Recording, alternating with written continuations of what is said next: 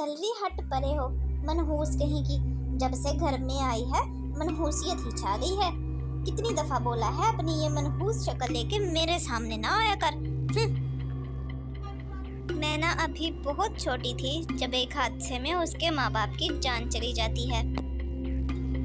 कालू कौवा मैना के पड़ोस में रहता था, इसलिए वो उस पर तरस खाकर उसे अपने घर ले जाता है। गौरी, अरे ओ गौरी, देखो तो सही मैं किसको अपने साथ लेकर आया हूँ। हमारे घर एक नन्हा मेहमान आया है। अरे कालू, अब किसे उठा लाए हो तुम? इसका नाम मैना है और इस बेचारी के माँ बाप एक हादसे में मर गए थे, इसलिए मैं इसे अपने साथ ले आया। आज के बाद हम ही इसके माँ बाप हैं और हम ही इसकी परवरिश करेंगे, ठीक है ना गौरी? कालू, ये हमारा घर है, कोई अनाथ आश्रम नहीं है जिसको चाहोगे उठाकर घर में ले आओगे। और मैं इस लावारिस की माँ मुँह नहीं बनूंगी। मैं इस मनहूस को आराम से प्यार सुकून से रख लूं घर में, इस बात की तवक्को ना रखना मुझसे तुम। बस करो गौरी, मैं फैसला कर चुका हूँ कि आज से मैना इसी घर में रहेगी। तुम्हें कोई परेशानी नहीं होनी चाहिए। ये घर मेरा भी है और इस घर के फैसले मैं करता हूँ। ठीक है, तुमने अगर फैसला कर ही लिया है तो रखो इसे इस घर में, लेकिन मुझसे ये उम्मीद ना करना कि मैं इसे माँ बनकर पाल लूंगी। मेरा तो एक ही बेटा है और ये मेरी बेटी कभी नहीं बन सकती।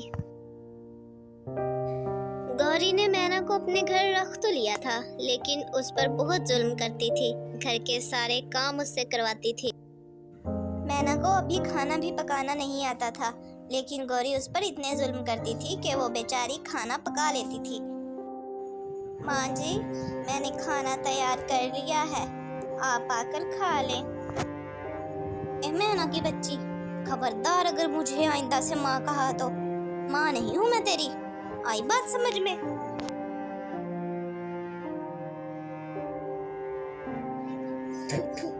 अरे यो कमबख्त, ये कैसा खाना बनाया है तूने? खाना ऐसे बनाते हैं? इतना नमक तेज कर दिया है, अब हम कैसे खाएं ये खाना? अब तेरी सजा है, तू ये सारा खाना खुद ही खाएगी, फिर तुझे पता चलेगा कि अगली दफा खाना कैसे बनाना है मैंने। चल जग्गू, हम बाहर से खाना मंगवा कर खा लेते हैं।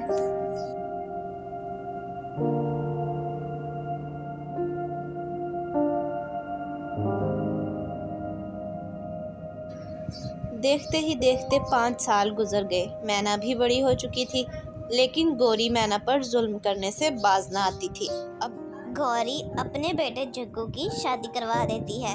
जग्गू की बीवी बहुत ही घमंडी थी। अब वो अपनी सास को बहुत तंग करेगी। सास जी, जाओ मेरे लिए चाय बनाकर लाओ, मेरे सर में बहुत दर्द हो रही है। जल्दी जाओ, कुछ काम भी कर लिया करो, सारा दिन घर में पड़ी रहती हो, मुफ्त की रोटियां तोड़ती हो, मेरे शोहर की कमाई खाती रहती हो बैठकर। अरे बहू, आज मेरी तबीयत कुछ ठीक नहीं लग रही, तुम ही चाय बना लेती और जरा मुझे भी दे देती घूंट। कल भी तो मैंने तुम्हारे सारे काम कर दिए थे, और वैसे भी आज इन बूढ़ी हड्डियों में दम कहाँ रह गया है काम करने का। बूढ़ी हो गई हूँ, काम करने की हिम्मत ही नहीं है। अच्छा ठीक है, अब ज्यादा बहाने मत बनाओ, काम वाम तो करना नहीं, बहाने जितने मर्जी सुन लो इससे, बुढ़िया कहीं की। जग्गू, आज तो मैं बहुत थक गई हूँ। आज मैंने घर के सारे काम किए, माँ जी तो कोई काम नहीं करती, सारा दिन मुझसे काम करवाती रहती हैं। कुछ कहो अपनी माँ को, कुछ तो काम कर लिया करे। मुझे सारा दिन कामों में उलझाए रखती है और खुद आराम से बैठी रहती है। मैं माँ जी के सारे काम करती हूँ। अच्छा ये बात है रानी, चलो कोई बात नहीं, मैं माँ से बात करता हूँ, वो आइंदा तुमसे सारे काम नहीं करवाएंगी। वो मनहूस मैना भी तो है घर में, वो कर लिया करेगी सारे काम, तुम परेशान ना हो। पूरे घर में सिर्फ एक कालू कौवा था जो कि मैना का बहुत ख्याल रखता था और उससे प्यार भी बहुत करता था। बाकी घर वाले तो मैना से बहुत नफरत करते थे। मैना बेटा, मैं जानता हूँ इस घर में तुम्हारे साथ क्या होता है। मैं जाकर भी कुछ नहीं कर सकता। ये लोग तुमसे बहुत बदसलूकी करते हैं ना, उसकी वजह से मैं माफ़ी मांगता हूँ बेटा। नहीं बाबा, आप माफ़ी मत मांगे। मुझे पूरी उम्मीद है एक ना एक दिन माँ मुझे ज़रूर अपना लेंगी। बाबा, आपको परेशान होने की ज़रूरत नहीं है। अल्लाह ताला मेरी ज़रूर मदद करेंगे। माँ मुझे अपनी बेटी मान लेंगी।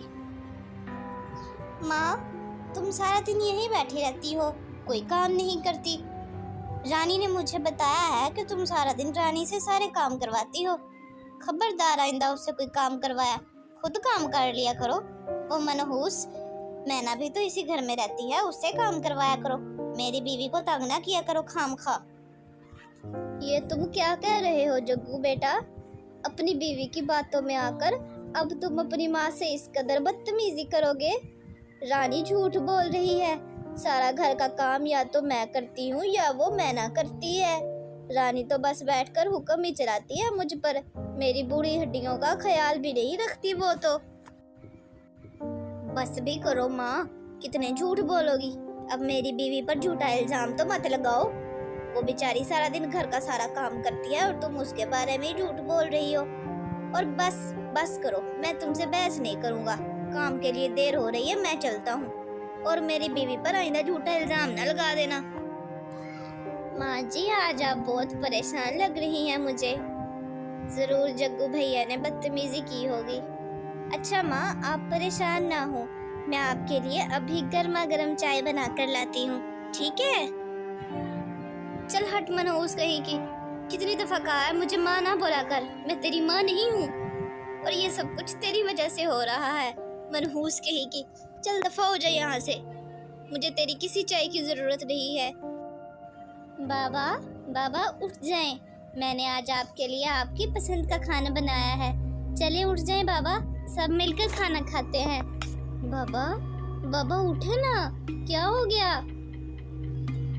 माँ, जग्गू भैया जल्दी आओ, देखो बाबा को क्या हो गया। क्या हुआ मैना? क्यों इतना शोर मचा रखा है घर में सुबह सुबह? क्या हुआ बाबा को? बाबा उठ जाए ना। या अल्लाह, माँ बाबा नहीं रहे। माँ, कालू, अरे ओ कालू, उठ जा रे मेरे सरताज। अरे क्या हो गया तुझे? तेरे सिवा मेरा कौन सहारा है? कालू उठ जा। माँ जी चुप हो जाएं, ना इतना रोए माँ जी। चले कुछ खा लें, आपने कल से कुछ नहीं खाया माँ, आपकी तबीयत खराब हो जाएगी। चल हट कमबख्त कहीं की। मनहूस, ये सब कुछ तेरी वजह से हो रहा है। ना तू हमारे घर में आती ना इतना कुछ होता। मनहूस कहीं की, पहले अपने माँ बाप को खा गई, अब मेरे कालू को। एक बाबा ही थे इस घर में जो मेरा ख्याल रखते थे, मेरी फिक्र करते थे। अब वो भी छोड़कर चले गए हैं मुझे। जग्गू बात सुनो मेरी, मैं तो अब इस घर में और नहीं रहने वाली। हर वक्त तुम्हारी माँ रोना धोना लेकर बैठी रहती है और इस छोटे से गंदे से घर में मेरा दिल नहीं लगता। हम अपने नए बंगले में चलते हैं। इस घर को छोड़ दो, अपनी माँ को इसी घर में रहने दो।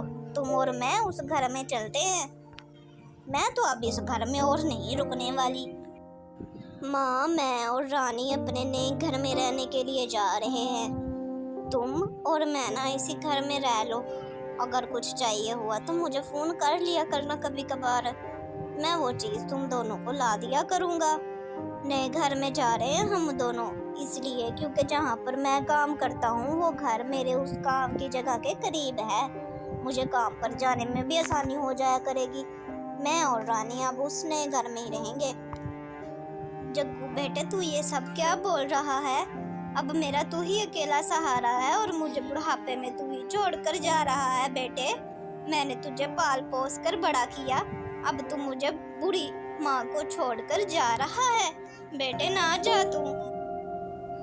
जग्गू भाई, आप घर छोड़कर ना जाए ना। माँ तो पहले ही बहुत परेशान है, आप प्लीज ये घर छोड़कर ना जाएं भाई। तुमसे किसी ने सलाह मांगी है? हमारे घर के मामलों में ना बोलो तुम। मैं ये घर छोड़कर जा रहा हूँ और ये मेरा आखिरी फैसला है। चलो रानी मेरे साथ। माँ जी, मैंने खाना लगा दिया है, आप चलें आकर खाना खा लें। और आप रो क्यों रही हैं? जग्गू भैया चले गए तो क्या हुआ? मैं तो इसी घर में हूँ ना, आपका ख्याल रखूंगी माँ। आप बिल्कुल भी परेशान ना हो। चलो आओ खाना खा ले। मैं ना, तुम भी बैठो ना कुर्सी के ऊपर, खा लो खाना बेटे तुम भी। नहीं माँ, आप खाना खाएं, मैं बाद में खा लूँगी। वैसे बहुत खुशी हुई आपने मुझे आज बेटी कहा। चलें, छोड़ें ये सारी बातें, आप जल्दी से खाना खा लें, सारा खत्म करना है आपने।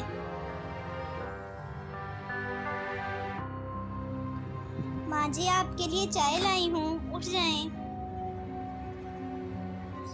मैना बेटा, मुझे तू माफ़ कर दे, मैं तुम्हारी गुनहगार हूँ। मैंने आज तक तुझे अपनाया नहीं था। मैं तो सिर्फ जग्गू को ही अपना बेटा समझती थी, लेकिन तो उसने मेरे बुढ़ापे का ख्याल नहीं किया, अपनी बीवी के पीछे मुझे छोड़कर चला गया। बेटा तू ही है मेरी डांट सुनने के बाद भी मेरी खिदमत करती है, मुझे माफ़ कर दे मैना।